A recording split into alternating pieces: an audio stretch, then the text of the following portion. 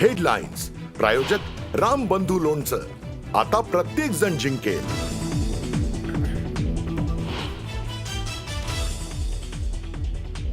पूरस्थितीच्या भागात मदतीसाठी निमंत्रणाची वाट बघू नका. दौरे करा, अत्यावश्यक मदतीचं साहित्य वाटप करा.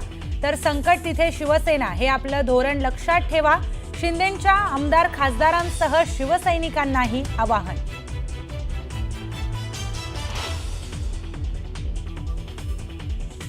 नागपूर जिल्ह्यात अतिवृष्टीमुळे झालेल्या पिकांच्या नुकसानीची महसूल मंत्री चंद्रशेखर बावनकुळेंनी केली पाहणी. नुकसानीचे तात्काळ पंचनामे सुरू करण्याचे आदेश.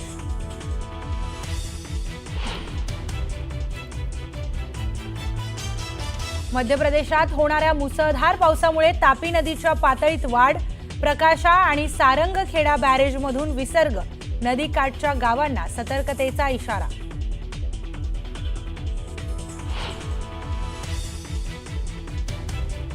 भीमा नदीच्या पातळीमध्ये वाढ. दौंड शहरातील दशक्रिया विधी घाट पाण्याखाली. भीमा नदी पात्रातील महादेव मंदिरही पाण्याखाली.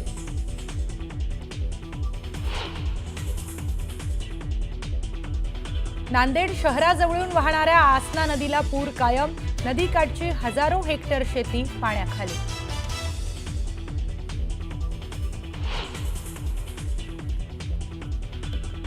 जायकवाडी धरणातून तब्बल 3,06,000 क्युसेकने पाण्याचा विसर्ग.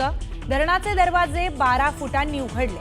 मोठ्या प्रमाणात पाण्याचा विसर्ग करण्यात आल्यामुळे गोदाकाठच्या गावांना अलर्ट जारी.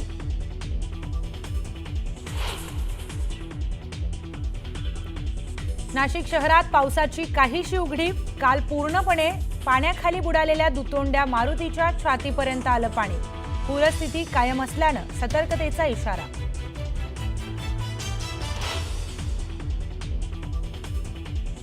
शिंदेंच्या दसरा मेळाव्यावर पावसाचं सावट. पावसाचा इशारा असल्याने आता आझाद मैदानाऐवजी इतर ठिकाणी मेळावा घेण्याबाबत चाचपणी सुरू. सूत्रांची न्यूज 18 लोकमतला माहिती.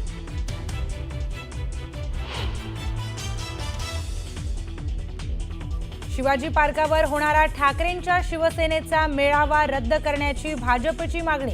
मेळावा रद्द करून मेळाव्याचा खर्च पूरग्रस्तांना द्या. केशव उपाध्येंनी ठाकरेंना पुन्हा एकदा डिवचलं.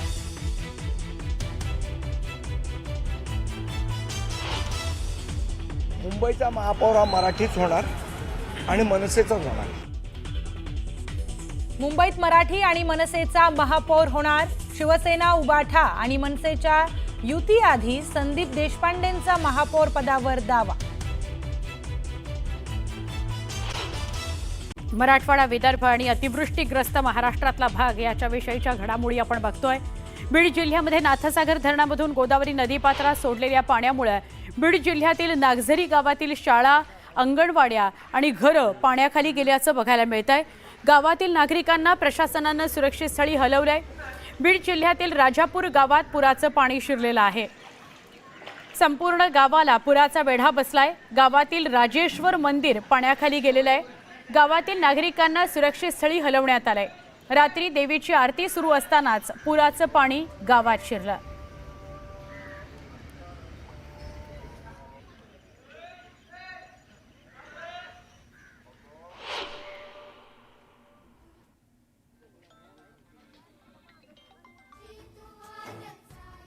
गोदावरी नदीला आलेल्या महापुरामुळे बीडच्या नागझरी, सावळेश्वर, हिंगणगाव, गोंदी या गावांमध्ये पाणी शिरलं.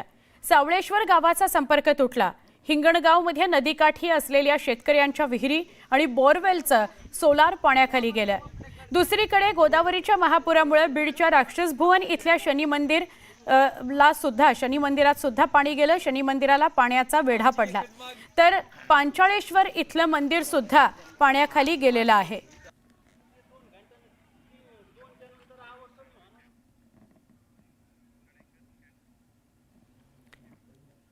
तर जायकवाडी धरणातून गोदावरी नदीपात्रात मोठ्या प्रमाणात पाण्याचा विसर्ग सुरू आहे. त्यामुळे बीड जिल्ह्यात पूरपरिस्थिती निर्माण झाली आहे. त्यामुळे गेवराई तालुक्यातील आगर नांदूर गावाचा संपर्क तुटलेला आहे. गावातील नागरिकांना सुरक्षित स्थळी हलवण्यात आलेला आहे.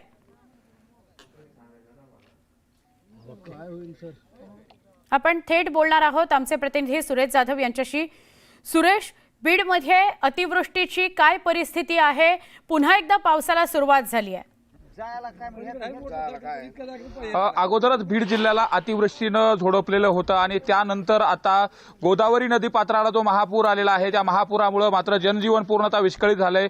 गोदावरी नदी खोऱ्यातील जवळपास जिल्ह्यातील जी 60 गावं आहेत त्याचा खूप मोठ्या प्रमाणात पुराचा फटका या गावाला बसलेला आहे.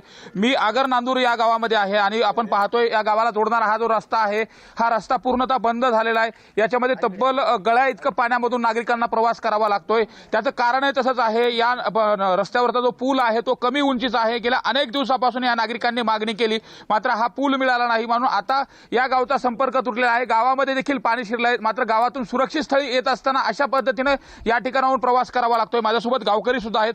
नेमकं काय सांगाल, गावची काय परिस्थिती आहे? पिकं पाण्याखाली गेलीत का? काय सांगाल? सर, जवळपास 70-80% पिकं पाण्यातच आहेत आणि अनेक वर्षापासून प्रशासनाला मागणी करत होतो आम्हाला पुलाची गरज आहे. दरवर्षी पाऊस पडला की आमचं गाव बंद होतंय. 2-3 दिवस आम्हाला अडकूनच राहावं लागतं. दरवर्षीच हे आमचं चालू आहे. तर आमदार येतात, खासदार आता करू मग करू असं चालू आहे सध्या तरी. आता गावातील लोकांना सुरक्षित स्थळी हलवलंय का? हो, हलवलं.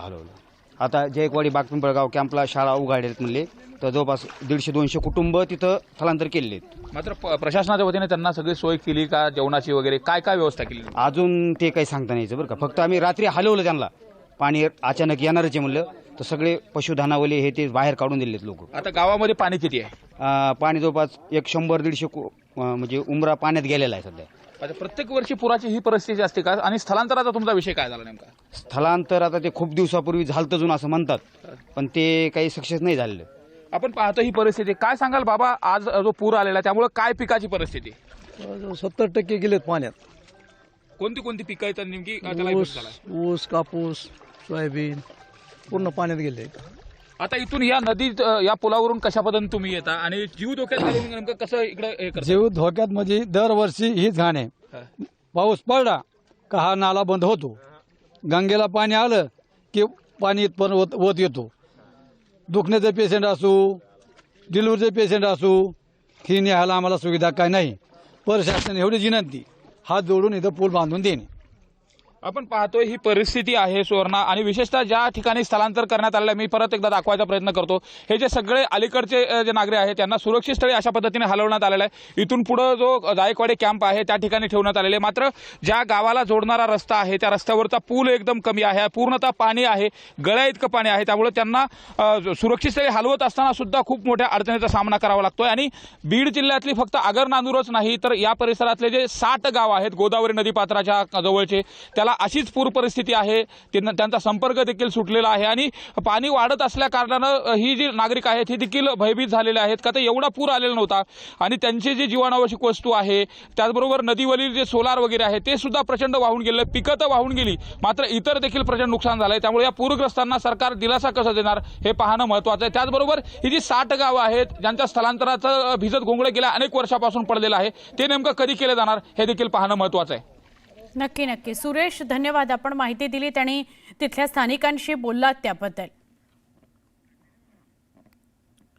जायकवाडी धरणातून मोठ्या प्रमाणात पाण्याचा विसर्ग सुरू आहे. जायकवाडी धरणाचे दरवाजे 12 फुटांनी उघडण्यात आले. धरणातून 3,06,640 क्युसेक प्रतितास वेगानं पाण्याचा विसर्ग केला जातोय. विसर्ग वाढवल्यामुळे पैठण शहरात पाणी शिरलंय. गोदाकाठच्या गावांना प्रशासनाकडून सतर्कतेचा इशारा देण्यात आलाय.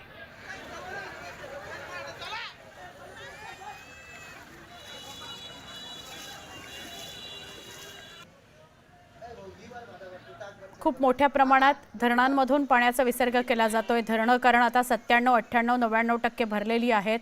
धरणात जास्त वेळ असं पाणी ठेवता येणार नाही आणि त्यामुळे धरणातनं पाणी विसर्ग केला जातोय. पाणी विसर्ग केला की अनेक नदी नाले ओढे जे अंतर्गत ओढे आहेत त्यांना पूर येतोय आणि त्यामुळे अनेक गावांमध्ये पाणी शिरलेलं आहे. गोदाकाठच्या गावांना सतर्क राहा असं सांगण्यात आलंय.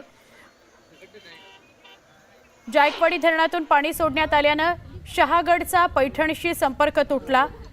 गोदावरीचं पाणी गावांमध्ये शिरलं. घरांची मोठ्या प्रमाणात पडझड झालेली आहे. गावातली शेती पूर्णपणे पाण्याखाली आहे. त्यामुळे नागरिकांमध्ये भीतीचं वातावरण आहे, चिंतेचं वातावरण आहे. शहागड पैठण ही दृश्य आपण बघतोय. आमचे प्रतिनिधी अविनाश कानडजे यांच्याशी आपण बोलूया. अविनाश, शहागड पैठण मोठा फटका बसलाय, अनेक गावं आहेत तिथं. काय सांगाल परिस्थिती गोदावरीला आलेल्या पुरामुळं? नक्कीच सुवर्णा, जसं आपण सांगितलं तशीच ही परिस्थिती आहे. अतिशय भयावह ही परिस्थिती आहे. ज्या गावामध्ये हिरडपुरी गावामध्ये मी उभा आहे त्या गावाचा संपर्क शहागड आणि पैठणचा जो संपर्क आहे तो तुटलेला आहे आणि नदीपात्र इथून जवळपास 1.5 ते 2 किलोमीटर अंतरावर आहे. 2 ते 1.5 किलोमीटर अंतराच्या नंतर सुद्धा पाणी गावामध्ये शिरतंय. त्यामुळे नागरिकांमध्ये भीतीचं वातावरण आहे आणि कधी काळी हवीशी वाटणारी ही गोदाम आहे. आता नागरिक तिला म्हणू लागले, गोदाम आहे एवढी नकोस कोपू ग, अशी म्हणण्याची वेळ या नागरिकांवर आली आहे. कारण आता मी ज्या हिरडपुरी गावामध्ये उभा आहे या गावातील लोकांना स्थलांतरित करण्यात आलंय, सुरक्षित ठिकाणी पोहोचवण्यात आलंय आणि हे संपूर्ण जे घरं मी दाखवण्याचा प्रयत्न करतो, पूर्ण घरं हे गोदावरीच्या पाण्याखाली गेलेले आपल्याला या ठिकाणी दिसून येतात. तिथल्या सगळ्याच नागरिकांना या ठिकाणून आता स्थलांतरित करण्यात आलंय. माझ्यासोबत काही नागरिक देखील आहेत, त्यांच्यामध्ये निश्चितच भीतीचं वातावरण आहे. पूर्ण जे शेती आहेत त्या शेती देखील या ठिकाणी पूर्ण पाण्याखाली गेलेत. म्हणजे नदीकाठी जे गावं आहे, गोदाकाठी असणारे गावं, त्यांची फक्त शेतीच नाही तर घरांचं देखील मोठं नुकसान झालेलं आपल्याला या ठिकाणी दिसून येतोय. दादा, काय सांगाल, किती मोठा हा पाऊस आहे, किती मोठा पूर आहे आणि कशी भीती वाटते? सध्याची पूर परिस्थिती पाहता नाथसागरातून 3,06,000 क्युसेसनी पाणी वेगाने वाढतंय आणि शेतीचं भरपूर नुकसान झालं. घरं पाण्याखाली गेलेत, काही जित्राबा पाण्याखाली गेलेत. तरी कधीपासून पाणी यायला सुरुवात झाली? ही रात्री काल 6 वाजेपासून अपडेट चालू आहे शासनाची की पाणी वारंवार वाढत चाललेलं आहे वेगानंच. याच्या आधी कधी एवढं पाणी जमलं होतं का? 6 वेळेस पाणी आलतं ह्यावेळी. नक्कीच आपण जर बघितलं तर मोठा कालखंड इथून गेलाय. कारण की 2006 या वर्षी या गावाला पाणी लागलं होतं आणि त्यानंतर आता प्रथम पाणी लागतंय. ताई, किती भीती वाटते? डोळ्यामध्ये अश्रू आहेत तुमच्या. भीती वाटते. 2-2 दिवस झाले आमचे लेकरं उपाशी आहेत सर. आमचे सगळे घरदार शेती पाण्यामध्ये गेलेली. माझे 2 दिवस झाले मुलगी उपाशी आहे. सरकारला एवढं सांगणं आहे की त्याने खूप आम्हाला मदत करावी, आम्ही खूप गरीब आहोत. कधी पाणी आलं गावामध्ये? म्हणजे भीती, या पाण्याची कशी भीती वाटते? या अगोदर 6 वाजल्यापासून आलेलं आहे इकडं. शासनाची काही मदत पोहोचली नाही का? मदत तुमच्यापर्यंत काहीच नाही. आम्ही आमच्या घरावरच येऊन उभा राहिलेलो आहे. आता काही खासदार वगैरे पण येऊन गेले, त्यांनी सांगितलं की तुम्हाला सुरक्षित ठिकाणी स्थलांतर करतोय. कोणीच नाही आलेलं इकडं. सांगायला सुद्धा आले नाही. पाण्याला हलवा म्हणून येऊन तुम्ही. कोणीच नाही आलं. आम्ही आमच्या जीवाची काळजी स्वतः घेतो आहे. किती एवढं पाणी आलंय, किती भीती वाटते? म्हणजे गरज होऊन गेले सर. आम्ही दुसऱ्याच्या घरावर येऊन थांबलेलो आहे वर स्लॅबवरती. आमच्या घराचं पाण्यात आहे तिकडं.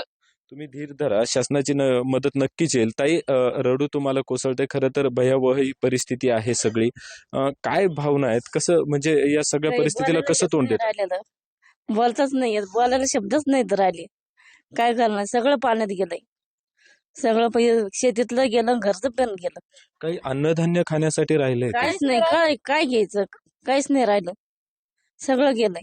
बरं, शासनाकडून इशारा देण्यात आला होता, सतर्क राहण्याचे आदेश देण्यात आले होते. त्यावेळेस तुम्ही ते काही सामान, खाण्यापिण्याचं, अन्नधान्य स्थलांतर केलं नाही का? काय घ्यायचं? कुठे घेऊन पळायचं? ते कुठे घेऊन पळायचं? घेऊन काय आम्ही आमच्या जीवाची पर्वा करतो. आम्हाला खाण्याची नंतर पर्वा आहे, पण आधी जीवाची पर्वा आहे ना. सरकारने आमच्याकडे लक्ष द्यावं. आम्ही खूप गरीब आहोत. रडू तुम्हाला कोसळतंय, पण दुसरीकडे आता जे छोटे मुलं आहेत त्यांच्यासाठी काही शाळा पण आहेत बाजूला, विहा मांडवा या ठिकाणी शासन स्थलांतरित करतंय. तुम्ही त्यांच्यामध्ये मुलांना का पाठवणार? मदत आहे अंगणवाडीची. मी खूप लेकराची मदत करते. माझ्या लेकराची मदत कोण करणार? सरकार करणार का? मी सगळ्या गावाची मुलं सांभाळते. मी स्वतः मदतनीस आहे. मंदा आसाराम काय माझं नाव आहे. मी हिरडपुरी मध्ये मदतनीस म्हणून काम करते, करेशनगर वरती. शेतीत पाणी शिरलंय का? सगळ्या शेतीमधलं पाणी गेलं, घर सुद्धा वाहून गेलं माझं. मी दुसऱ्याच्या घरावरती येऊन बोलते. मुलांचं शिक्षणाचं मुलीच साहित्य, आहेत मला. 2 मुलं नाहीत, मुलीच आहेत मला. त्यांचं शिक्षणाचं शैक्षणिक साहित्य वगैरे, जेवणाचं, ते काहीच नाही. सगळं सगळं वाहून गेलं सर. पाण्यामध्ये काहीच राहिलं नाही. तुम्ही धीर धरा, शासनाची मदत तुमच्यापर्यंत पोहोचेल आणि शासन तसं प्रयत्न पण करतंय. तुम्हाला धीर धरण्याची गरज आहे. पण आता तुम्हाला जे स्थलांतरितसाठी जागा देण्यात आली तिकडे तुम्ही जाणार आहात का? आम्हाला स्थलांतरित कुठेही जागा दिलेली नाही शासनाने. अजून कुठेही दिलेली नाही. आम्ही आमच्या स्वतःच्या दुसऱ्याच्या रूमवर येऊन उभा आहेत पाण्यामधून. आमच्या घरात वाहून गेले कधीच. ताई, मोठं नुकसान झालंय. खरं तर डोळ्यामध्ये अश्रू, तुमच्या भावना समजू शकतो. पण कशा पद्धतीचं हे सगळं कसं तोंड देतात आणि केव्हा गावामध्ये पाणी शिरलं? पाणी 6 वाजता शिरलेलं आहे. 6लाच पाणी शिरलेलं आहे गावामध्ये. रातभर जागी आम्ही झोपलोच नाही. मावशी, या अगोदर कधी अशी परिस्थिती तुम्ही बघितली होती का की गावामध्ये पाणी आलंय वगैरे? लय दिवस झाला आलेलं 2000 मध्ये. आता गोदावरीला जेव्हा पूर येतो तेव्हा भीती वाटते. आणि मग भीती नाही तर हे वाटत रातभर जागेत आम्ही. एक तर माणूस नाही, कोणी नाही जवळ, मी एकटीच आहे घरात. ताई, अशीच भीती वाटते म्हणजे पाणी गावापर्यंत गावाला लागलंय. काल रात्रीपासून विसर्ग मोठा वाढलाय. किती मनामध्ये तुम्हाला भीती वाटते? आणि आम्हाला वाटतं येतं का बुडते का लेकर बिकर शेळ्याकडं बुडते का असं वाटतंय. चौकून येड्यान पार टाकला पाणी. शासनाचे कोणी प्रतिनिधी पंचनामे करण्यासाठी किंवा तुम्हाला मदत देण्यासाठी? मध्ये कधीच नाही आलं, कुणीच नाही आलं. तिकडून तिकडे जाते ते विचारे सगट नाही कुठं कोणी सांगितलं बी नाही आम्हाला. का तुम्ही ताई, या अगोदर हा भाग नेहमी दुष्काळाचा राहत होता. मात्र नदीला पूर यावा, आपली शेती ओलिती व्हावी असं वाटत असावं. मात्र यावर्षी तरी पण त्यांनी विचारलं नाही तुमच्या घरामध्ये पाणी आलं का, तिथून येते आणि तिथूनच मागे जाते. काय गावात माणसं नाही येत काय, हे कसे पळते दुसरीकडे. आम्ही गरीब आम्ही कुठे जायचं, पाणी जीव द्यायचं का आम्ही सगळ्या शासनाचे लेकर सांभाळतो. मदत साहेब स्वतः एवढे लेकर सांभाळते. माझा जीव काही तळतळ करत नसेल का स्वतःच्या जीवासाठी, माझ्या लेकरासाठी. मी एवढ्या लेकरांचे बालक सांभाळते. मी स्वतः मदतनीस आहे. सगळ्या लोकांना विचारायचं. आता अन्नधान्याचं एकही कण घरामध्ये राहिलं नाही. 2 दिवस झाले उपाशी आहे. शासन जर लक्ष देत नसत आणि बघत सुद्धा नसत तर काय त्या शासनामध्ये लाज आहे का? त्या शासनाने इकडे दुर्लक्ष करू नये. आम्ही सुद्धा माणसं आहोत, आमची सुद्धा तिथपर्यंत याची ताकद आहे. त्यांनी लक्ष दिले, डोळे उघडून इकडे बघावे. हिराडपुरी तालुका, पैठण जिल्हा, छत्रपती संभाजीनगर. आता काय मागणी आहे ताई, नक्की काय मागणी, काय सरकारने काय काय करतोय? या पाण्यामध्ये जीव राहणार आहे का जाणार आहे संध्याकाळपर्यंत याची सुद्धा गॅरंटी नाहीये. आता काय शासनाला पहिली मदत काय मागसाल तुम्ही? मावशीच्या घरासमोर येऊन वर बोलतीये इस्लापूर. तुम्ही आमच्या घरी चाला, मी तर तुम्हाला पाण्यामध्ये उभा राहून व्हिडिओ काढायला होते, शासनाला दाखल होते. त्याचे तेव्हा डोळे उघडते. ते बसले आहेत खुर्चीवर. अजित दादा झाले, रवींद्र फडणवीस झाले, ते बसले आहेत 3 ताई बंगल्यामध्ये. त्यांच्या मुंबईमध्ये पाणी येऊन ते वाहून जावं, तेव्हा त्यांना कळेल का पाण्याची किंमत काय असते. ते तिथून शासनाला फक्त काय म्हणतात, हो हो हो आम्ही बघतो तुमच्याकडे. केव्हा बघता? पाण्यात वाहून गेल्यावर बघता का आमची मौत झाल्यावर मौतीला येता हार घेऊन? केव्हा बघता? लवकर बघायचं असलं तर नंतर तिकडे समुद्रामध्ये भेटू मुंबईला येऊन. अशा परिस्थितीत धीर धरणं देखील महत्वाचं आहे. लेकरा बाळांना सांभाळणं देखील महत्वाचं आहे. ताई, शासनाकडे पहिली मदतीचा काय हात मागताय? रात्रभर सर आम्ही झोपलेलो नाही. हे पाण्याचं आम्हाला इतका दाख आहे. इथपर्यंत येतं का, तिथपर्यंत येतं का, कुठपर्यंत येतं. आम्ही लेकरं घेऊन असे जवळ बसलेलो आहोत पिशव्या घेऊन.